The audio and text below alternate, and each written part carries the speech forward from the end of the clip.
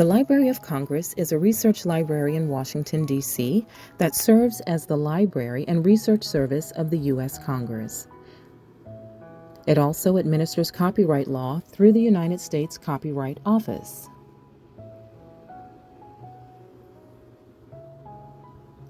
Founded in 1800s, the Library of Congress is the oldest federal cultural institution in the United States.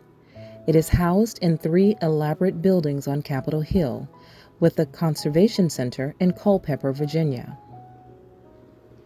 The library's functions are overseen by the Librarian of Congress, who happens to be Carla D. Hayden, who is the 14th Librarian of Congress and the first woman, in addition to being the first African American to ever hold the position.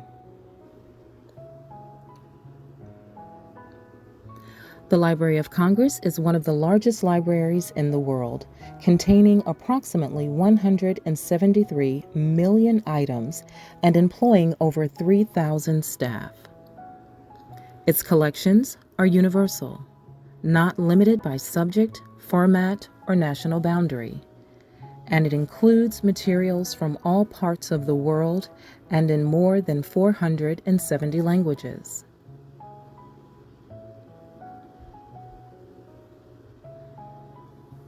There was a time when the Library of Congress was plagued by space shortages, understaffing, and lack of funding until the American Civil War, when the importance of legislative research increased to meet the demands of a growing federal government.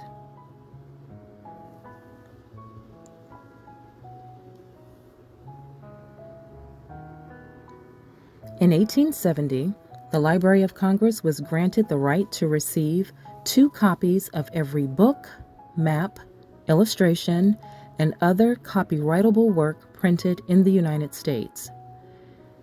It also builds its collection through acquisitions and donations.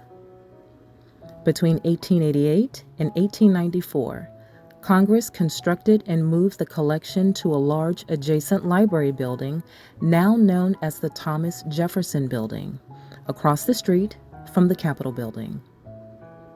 2 more adjacent library buildings are the John Adams Building, which was built in 1930s, and the James Madison Memorial Building, built in the 1970s. They both hold expanded parts of the collection and provide space for additional library services.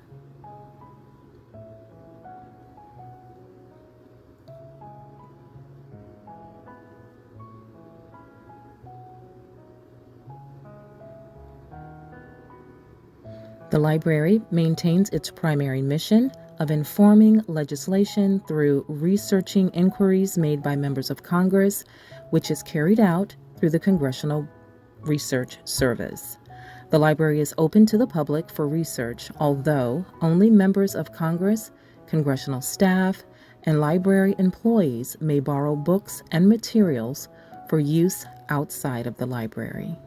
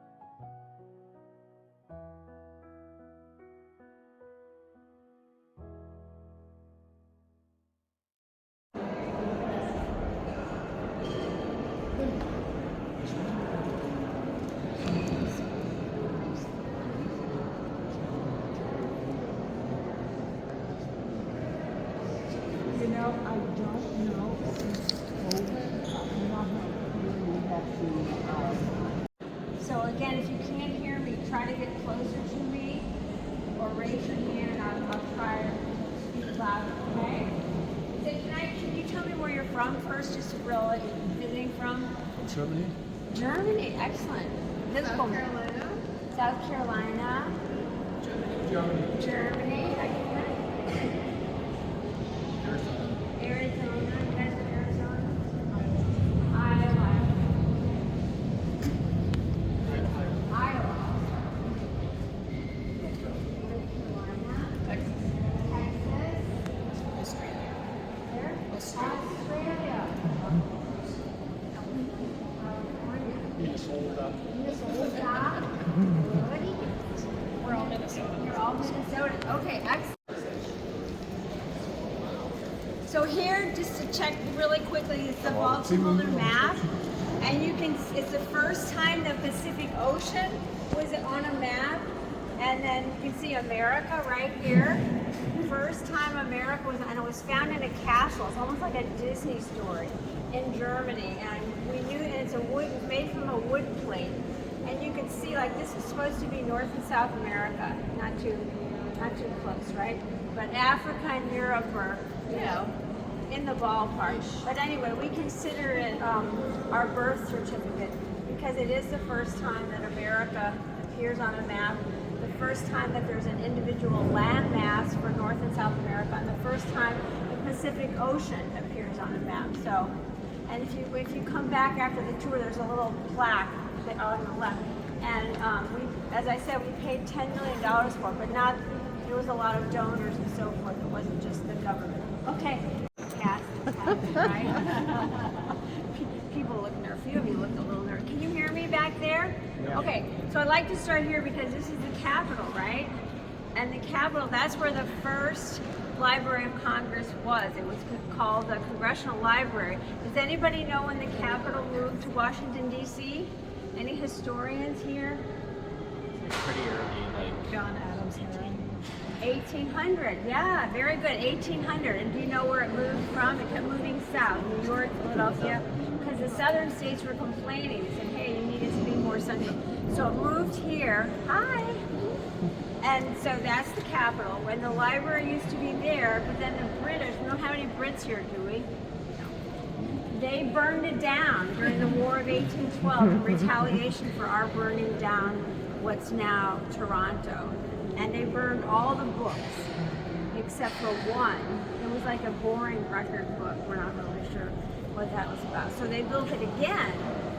And then in 1851, there was a fire, so it was destroyed again, but that was because there was a fire in the Flute.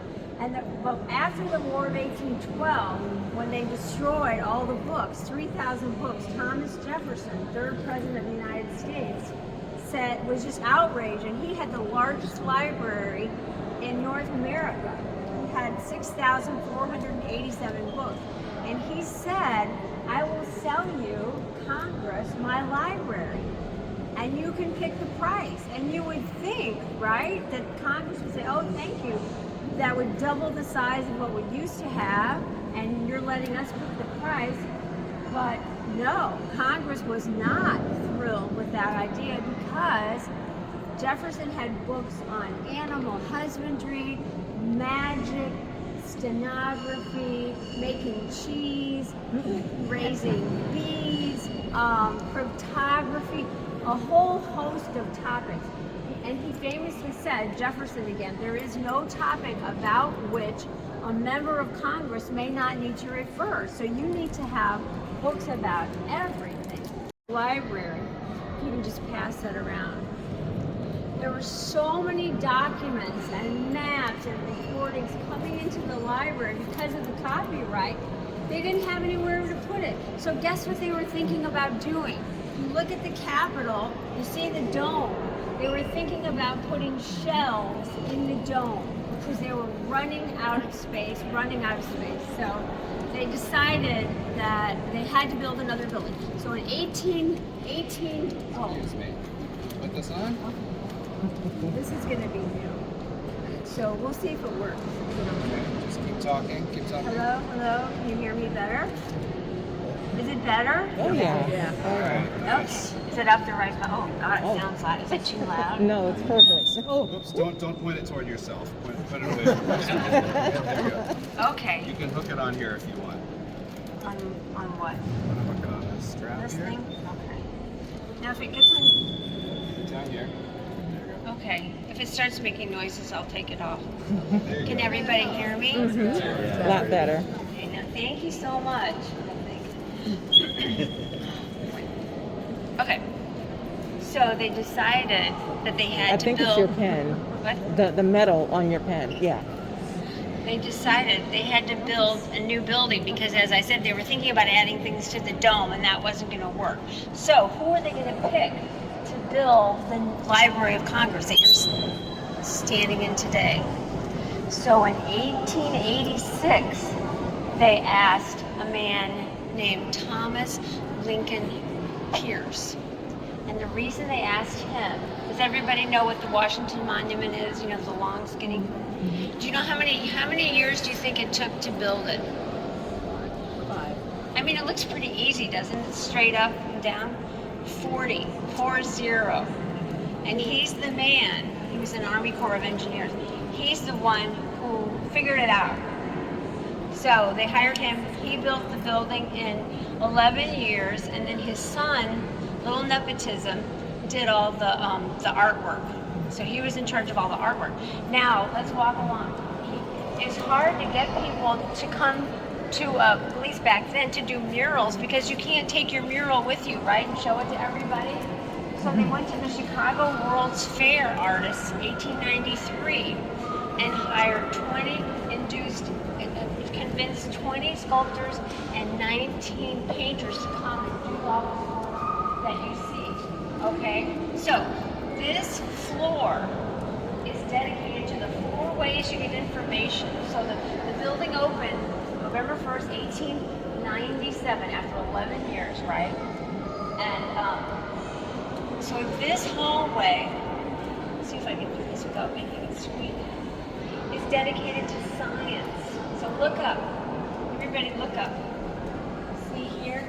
Look at geology, math, physics, zoology, chemistry, astronomy, biology, archaeology. And what they tried to do is put all the objects associated with that science with the particular mural. So if you look at math. Well, that's not math. Math. I'm so afraid to move here. Notice how she's not wearing very much clothing and geology is. Do you know why?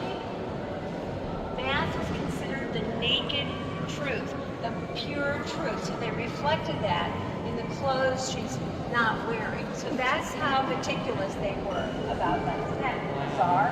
I will also tell you that there is one woman in the entire Library of Congress who's here for her mind. All the other women are just supposed to, look pretty and draping. And it's the Greek poet Sappho. One woman.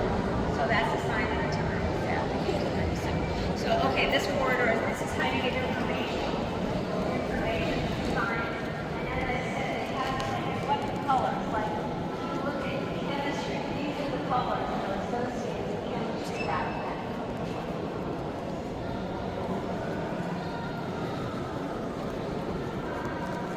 You see these murals in the corner is sort of dark red.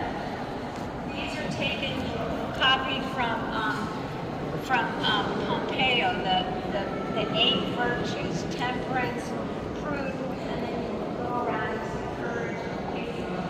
So there's a second, there's an 8 virtues. That's what that's about. And also, look up here.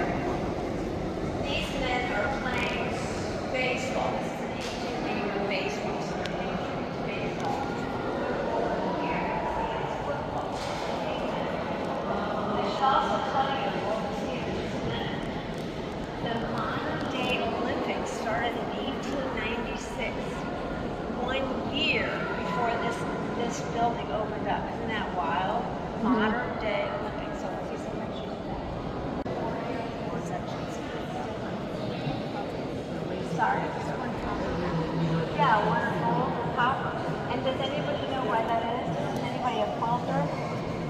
was considered poor form to have perfection. So you had to build in an imperfection. So that is the imperfection. I'll tell you another really interesting story. If you look up here, see all this here? The silver? Until 1990, so the library was over 100 years old, they thought that that was sterling silver. All this gilding here, see?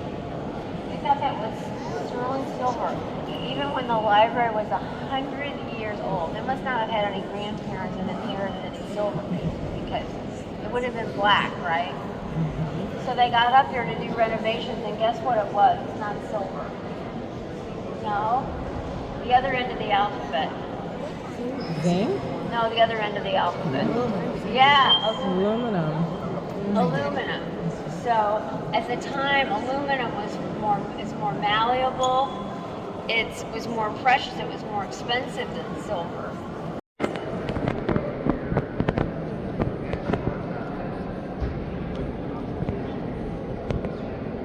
So what sense is this?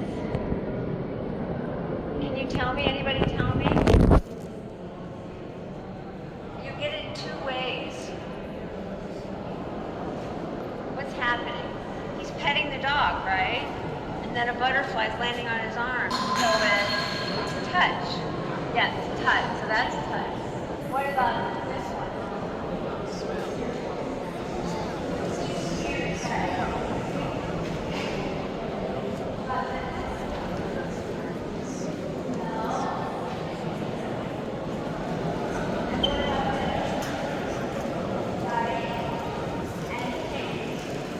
Talking about the Olympics before, these pay homage to the ancient Olympics.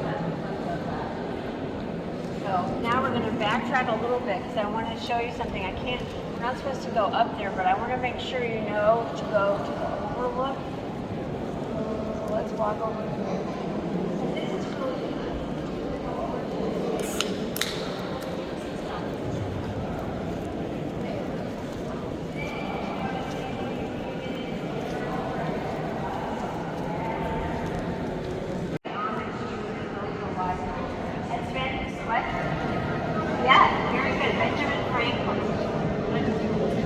up here not because of his political work. He's up there because he was a great inventor. Anybody name something he invented or created?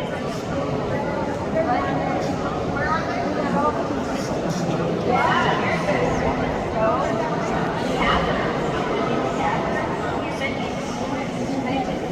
swimming and he's got an instrument called the harmonia, but every time they played it, somebody died. That lost favor. Anyway, so he was the most popular band in America. So, when you get a chance, I want you to walk up here. Seriously, after this, okay, this is Minerva, the goddess of defensive war. And if you look, this is made out of 33,000 pieces of glass, precious glass and stone. The cartoon or the sketch was done in Rome, and then they did the work in Milano, Italy, right here.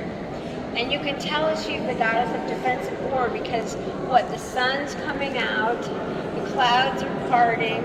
Here you have Nike there, the helmet is down, her spear is down, a little owl for wisdom, and so that represents peace.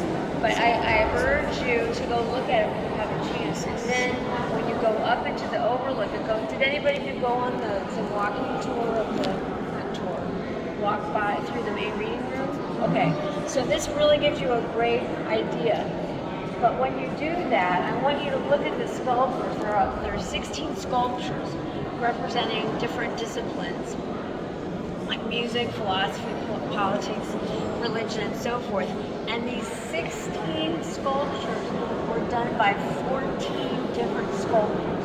And they were expressly told what the dimensions of these statues should be, but they were artists. And what do artists do? artists do whatever they want, right? So if you look at Beethoven, I think it's Beethoven and Michelangelo, it looks like one is the child and one is the father. They're not even they're barely the same scale. So it's just interesting. If you get a chance, look at that. And you can also see the states, the seals for the states are in stained glass all the way around the room. And those are states and the order in which they became admitted into the Union. So when you go up there, over your head are the first ones, like Pennsylvania, Delaware, Connecticut, and so forth. And then around the room, they go in order. Our Arizona, Oklahoma, and New Mexico were territories then, but they're still over on the far right.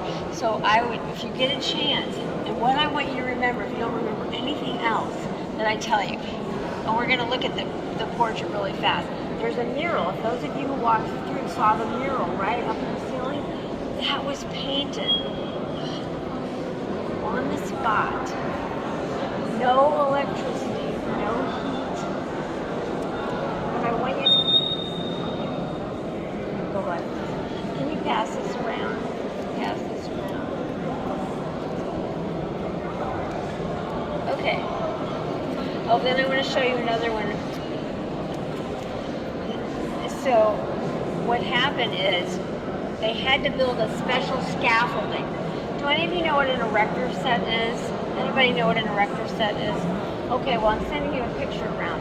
What they did is they built sort of an erector set, and the painter and his assistant went up there and they would move it around. And you can see it in these pictures. So that he could paint because it's up so high. And it was so unique. It was such an innovation. It was on the cover of Scientific American. Because they'd never done that before. And so no one has ever been up there that high since. So there could be all kinds of graffiti and we would never know. One of the artist's son, when I think they put something up like halfway, so he was able to see a little bit. Anyway, okay, so now I'm going to take you really quick. I'm going to tell you about it first though. We're going to quickly see Jefferson's library. Jefferson, I told you, he sold his library. So what we have, remember there was a second fire, and that destroyed 2/3 of his books. So we're going to see the books, but we're going to see the ones with the green ribbon survived that second fire in the kitchen. And the ones with the yellow ribbon were either bought or they were gifted. And the ones with no ribbon came out of the stacks. This is the largest library in the world. And then you'll see cases for the ones they're still looking for. So we're going to just give a real... Has everybody seen it? Show and tell. Okay, so we're going to whiz through that. I bought it. So you all saw this, right? Isn't that amazing? Sorry. Okay, let's go. But when you get a chance, please go up there and look at it. Okay. So beautiful. So, really quickly though, so this is what you're looking at when you walk up, you're going to see this. This was painted in the middle, was painted in the unveiling images, was painted in a studio, and then painted to canvas with white lead. Very healthy, right? And then these were painted on the spot, and they're 10 feet tall, these figures. So imagine being on that scaffolding and going around. So these are countries or disciplines that contributed to civilization. Does anybody know why Islam would be on here? Why would Islam be targeted? Astronomy, algebra. Numbers, astronomy. Yeah, they mathematics, chemistry, physics. During the Dark Ages, they saved all that from destruction. So that's why the builders of the library honored Islam. And then, of course, you have the Middle Ages, which was modern languages. So it's not all countries. Some of it's different disciplines and so forth. And these people are real models. Like, this is Thomas Lincoln Casey pretending to be Gutenberg. And then this is England is a British actress. And then, who's that? Does anybody know who America is? Look closely. It's upside down.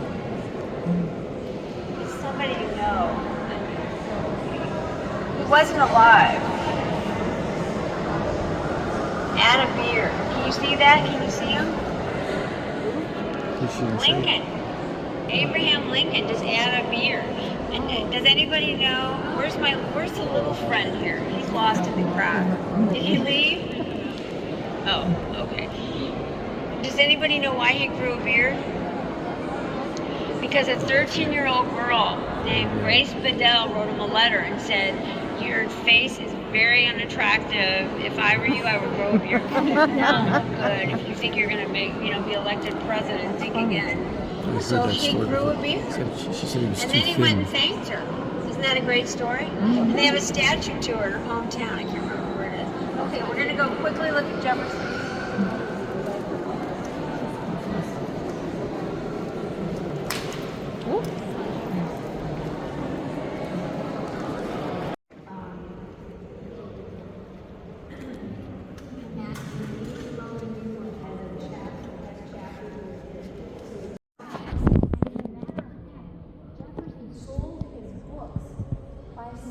That's how they decided, well, this is a little book, so we're going to pay $5 for this. This is a big book, so we'll pay $20 for that. I mean, it was crazy, right?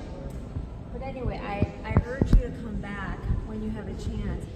One of the, and as I said before, there are 9 different languages. One of the most popular books in here is the Quran, which is it's one of the earliest translations of the Quran. So even back then, Jefferson knew that this was important. Actually was on loan to Abu Dhabi right after they tried to get it during the pandemic, but that didn't work. So he was really ahead of his time. He taught himself Spanish in 19 days using Don Quixote de la Mancha. 19 days. I'm a whistle. The steps going down are marble, of course, but now they're dangerous because they're uneven. And do you know why they're uneven? There didn't used to be a railing, so everybody walked on their right, and then they added a railing, and then people got taller, and in the 50s they raised it up. So it's like a wave. The benches are over 100 years old. They are from the original building. Okay, so I'm trying to think if I can put my stupid microphone on. Okay, let's go downstairs so you don't have to spend the night with me.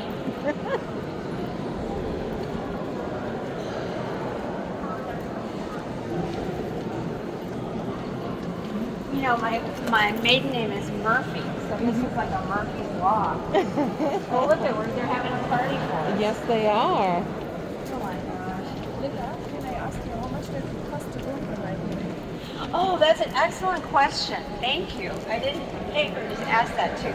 They had $6 in the budget to build a library, and believe it or not, they came in $250,000 under budget. Nice. Which was part of the reason they were able to do all the elaborate artwork. Thank you so much for asking that.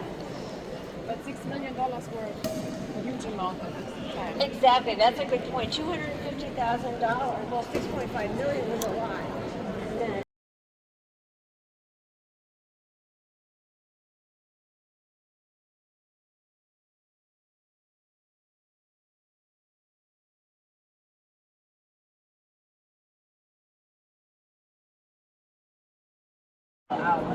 You mean with the mouth open? That one? yeah, that was a fountain.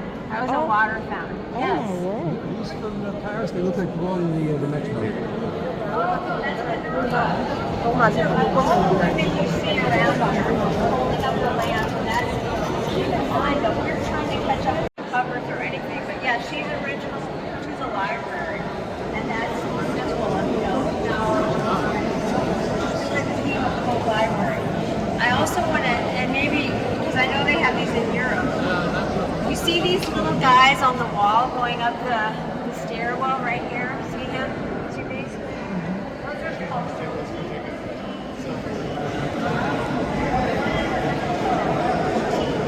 They're not angels.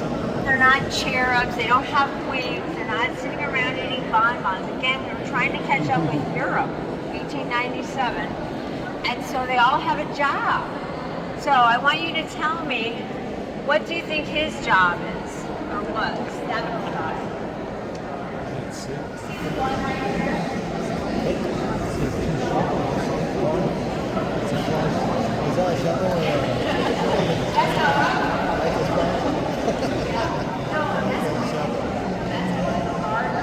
farmer, farming, right? yeah. He's working with his hands. Okay, what about the next one? That's harder. See the butterfly? Yeah, this is another story. This is for entomology. They were going to choose what? A dozen professions that entomology would be behind. But Thomas Lincoln's AC had a son, one who was the artist who did the design on it. One was an entomology, so okay, what about this? What's he doing?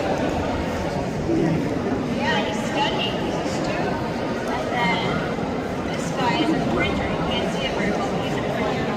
This is an Asian child. This is a European child. And this is a musician. This is harder. He's got a mortar and a pestle and a doctor. Okay, he's going to get a prize if he knows that. What's he have on his ear? He's holding up something to the ear. Is that a scroll or a book? What? No, that's what it is. It's a poem. It existed before. You have different professions. You have an American Indian child and an African child, so they're representing all the different the continents and so forth. So, and then here you've got the Rosetta, the rose compass right here.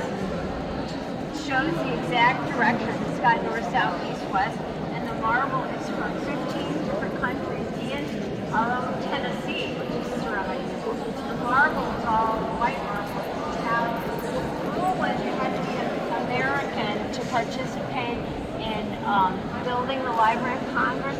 But the rumor is that a lot of these Americans, like their names were still wet on the citizenship papers, all these talented Italians. So anyway, okay, this is the commemorative arch, so you see that. And what do you think about this statue? This is called the Students.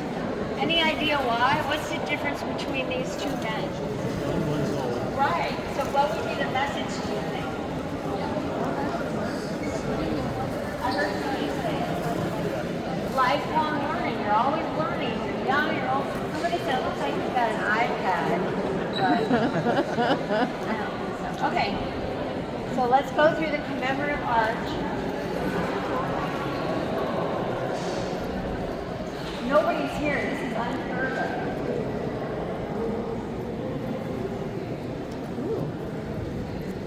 So this is the Gutenberg Bible. This is one of 4 perfect copies in the country. One is in Germany, and they just started to add Germany. Göttingen, and then France and England, and then this one. So there are 4 perfect copies. It's the first use in the Western world of metallic, movable metal type. Korea actually invented the printing press 200 years before we did. But this is the first Western example. And if you notice, look at the printing. What do you think about the printing there? Does that look like Times Roman, which of course wasn't around then, or Helvetica? Mm-hmm. No, it looks like handwriting, right? So to give you an idea, there were 180 of these Bibles created. 45 were vellum, calfskin, and 135 were paper. This is vellum, and it cost 60 calves to make one. I'll talk about that. But anyway, so we bought this in 1930. Does anybody know what was happening in this country in 1930? Well, the Depression, right? Yeah, the Depression. So we spent $1.5 million on this, and then on some incunabula, very old books. And we didn't have a lot of money, but unlike Europe, we didn't have all these monuments and treasures. So they said we need something, that we can claim, partial control of. The color was added by hand. See the blue and the red, that was added by hand.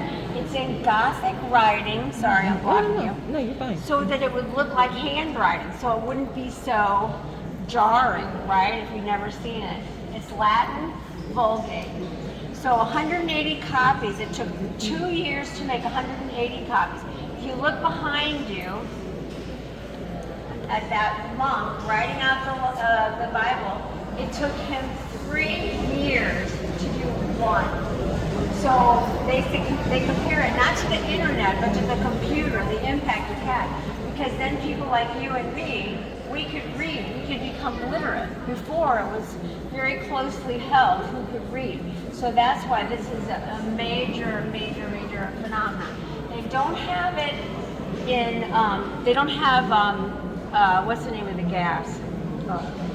They don't have the gas in here. I'm forgetting the name of it. Because they have to come in and turn the pages so the binding doesn't break. And sorry? No, it's not nitrogen. Argon? Yes, thank you, argon. Other exhibits you see have argon gas because they're there and they're there for the duration and it's fine. But this, they have to go in and turn the pages a few inches every 3 months or so with armed guards to make sure that the binding doesn't break. And then there's a little sun exposure. I'll tell you a really funny story, and then I'm going to tell you my last story over here. This used to be, I'm 5'4", it used to be I think about 6 feet tall, and you can see they have parties here all the time, right? So people would walk around with their cocktails, and they would put it on top of the case, and it's not sealed. So just imagine one jolt, and it would go on the Bible, which almost 100 years ago was worth $1 million. So they decided to build this condominium, I call it. But anyway, so it's really it's a masterpiece though, and we're so glad to have it. And then if you back up though, you can see the evolution of writing. You see first you have the pile of rocks, right? You see how they're piling up the rocks to make stories. And then here he's a storyteller, hieroglyphics here, and then back here. Writing on the animal skin, and then you have the monk writing it down, and then you have the printing press of that. Do you know the name of the Librarian of Congress? Carla Hayden, first woman of color, first person of color to hold that position. Obama, and she has to be named by the president, and then you have to be approved by Congress, because this is the Library of Congress. Been in the position since 2016. This used to be the only office for the Librarian of Congress. Now, I guess you probably can't hear yourself thinking it. So now she has her offices, I think, in the Adams building. But anyway, so this used to be the only office, and I want you to go look and peek at it. But in 1975, we had a new Librarian of Congress, and his name was Borston. And he went in there and he saw a safe. And he said, "What's in the safe?" And everybody shrugged their shoulders and said, "We don't know. It's locked. We'll open it." "Well, we don't know how to open it." So they went to a jail. This is true. A jail in D.C. and got what do you call it? A lock. What are the guys who break those? Yeah, the guys who pick the locks. So that's why he was in jail. They said, "Hey, come with us. We got a job for you." This is a true story. So he came. And he opened up, I hope they commuted a sentence or something, I never heard that. But anyway, so he got in, and guess what was inside? A box, like a shoebox size. And it was covered in brown paper, and it had twine around it, and it said, "Do not open." So for 40 years, nobody opened it? I mean, I don't want to be sexist, but if a woman had been in charge, I would have opened that. Because it didn't go off, right? It didn't explode or anything. Anyway, so he said, "Well, I'm in charge, so I'm going to open it." He opened it. Guess what was inside? The contents of Lincoln's pockets the night he was assassinated. Now, this is why the story is so great. So he, Borston, the Librarian of Congress, put them on display for our bicentennial in 1976. And then they hid them away. So I would tell that story and people would say, "Well, where are they? We want to see them." "Oh, you can't see them. Sorry, you're not special enough." But if you go upstairs to this treasure, you see that collecting memories, that just opened in June. They have them there. So you can see they're watch fob and the glasses and the counter. What was he doing with the counters and $5 bill? That's weird, right? Article, but so this is my segue to if you haven't gone up to see the treasures, they have the Gettysburg Address, lots of really cool things that were, buried underneath, and everybody say, where's that? Oh, you can't see that. You can't see that. So this is really a cool thing. Anyway, please go look at that. And then I apologize so much for the technical. He just kept, my buddy, he's a wonderful buddy, he just kept rounding up people, and I thought, oh my gosh, please tell me there's someone else coming. So I thank you for being the sports guy, that my technical, and thank you for being my assistant. You're very welcome. Thank You're very you so welcome. much. I really appreciate Thank you. it. Please keep in there. It's real cool.